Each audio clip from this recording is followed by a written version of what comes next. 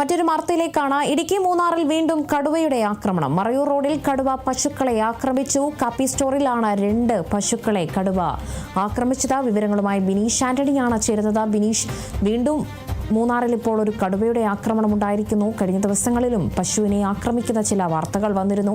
തൊട്ടുപിന്നാലെ ഇപ്പോൾ 2 പശുക്കളെ കടുവ ആക്രമിച്ചിരിക്കുന്നു. എങ്ങനെയാണ് സംഭവം? എപ്പോഴായിരുന്നു?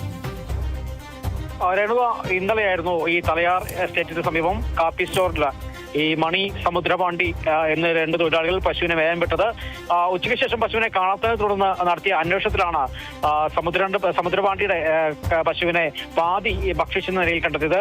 തുടർന്നുള്ള അന്വേഷണത്തിൽ മണിയുടെ പശു ഗുരുതര പരിക്കുകളോടെ പുൽമേടിയിലുണ്ടായിരുന്നു. തുടർന്ന് ഈ വനവകുപ്പിനെ ഇന്ന് രാവിലെ വിവരമറിയിച്ചു.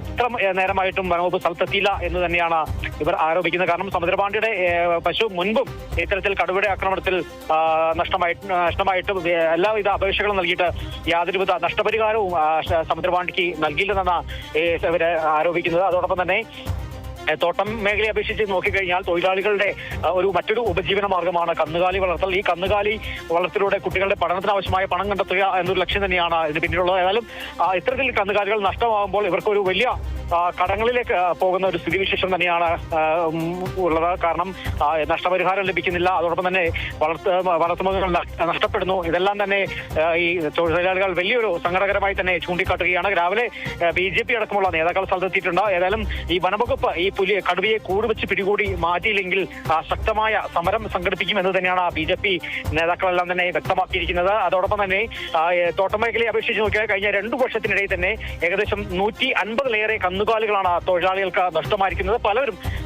ഈ കന്നുകാലി വളർത്തുന്നതിൽ നിന്ന് പിന്നോട്ട് പോകുന്ന ഒരു അവസ്ഥയാണ് നിലവിലുള്ളത്. ഏതായാലും ഈ വനവകുപ്പ് സ്ഥലത്തെത്തി ഇവർക്ക് കൃത്യമായ ഒരു നഷ്ടപരിഹാരം ലഭ്യമാക്കണമെന്ന് തന്നെയാണ് ഈ തൊഴിലാളികൾ ആവർത്തിച്ചു പറയുന്നത്. അതുകൊണ്ട് അല്ലെങ്കിൽ അവർക്ക് വലിയൊരു കടക്കണിയിലേക്ക് പോകേണ്ട ഒരു അവസ്ഥയാണ് നിലവിലുള്ളത്. ഏതായാലും അത്തരത്തിൽ വനവകുപ്പ് മുന്നോട്ട് പോകണം തന്നെയാണ് നേതാക്കളെല്ലാം തന്നെ കുറ്റപ്പെടുന്നത്. അല്ലെങ്കിൽ വലിയൊരു സമരത്തിലേക്ക് പോകാൻ തന്നെയാണ് തൊഴിലാളികളുടെ ഒരു തീരുമാനം. ഏതായാലും ഈ തോട്ടമേഖലയെ അപേക്ഷിച്ച് ഈ വലിയൊരു സമരത്തിന് ഇനി ഈ തൊഴിലാളികൾ പങ്കുവെക്കും എന്ന് തന്നെയാണ് നമുക്ക് അറിയാൻ സാധിക്കുന്നത്. കാരണം ഈ കടുവയെ പിടികൂടാൻ ഈ ഓരോ മാസത്തിലും ഒരു കന്നുകാലി ഒരു തൊഴിലാളിക്ക് നഷ്ടമാകുന്ന ഒരു സ്ഥിതിവിശേഷം അത് വലിയൊരു സങ്കടകരമായ കാര്യം തന്നെയാണ്. ഏതായാലും അവർക്ക് കന്നുകാലി നഷ്ടമാകുന്നതിനോടൊപ്പം തന്നെ ഈ നഷ്ടപരിഹാരം ലഭ്യമാകുന്നില്ല. ഇതെല്ലാം തന്നെയാണ് ഇവർ ചൂണ്ടിക്കാണിക്കുന്നത്.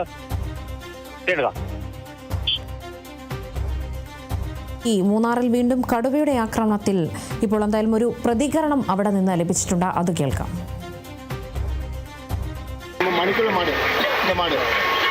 അവൻ മാട് വെച്ചിട്ട് അവനോട് ജീവിതം നടന്നിട്ടിരിക്കുക.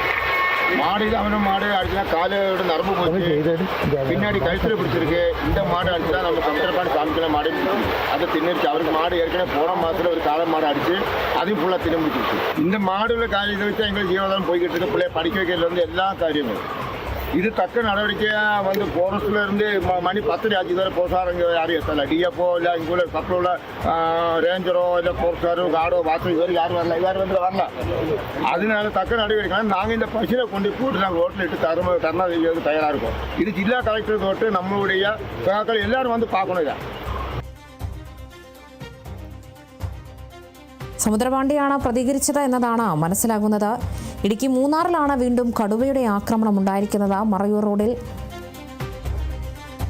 2 പശുക്കളെയാണ് കടുവ ആക്രമിച്ചത്. ഒരു പശു കൊല്ലപ്പെടുകയും ചെയ്തിട്ടുണ്ട്. മറ്റൊരു പശു ഗുരുതര പരിക്കുകളോടെ എന്തായാലും രക്ഷപ്പെട്ടിരുന്നു. സമുദ്രപാണ്ടിയുടെ പശുവാണ് കൊല്ലപ്പെട്ടത്.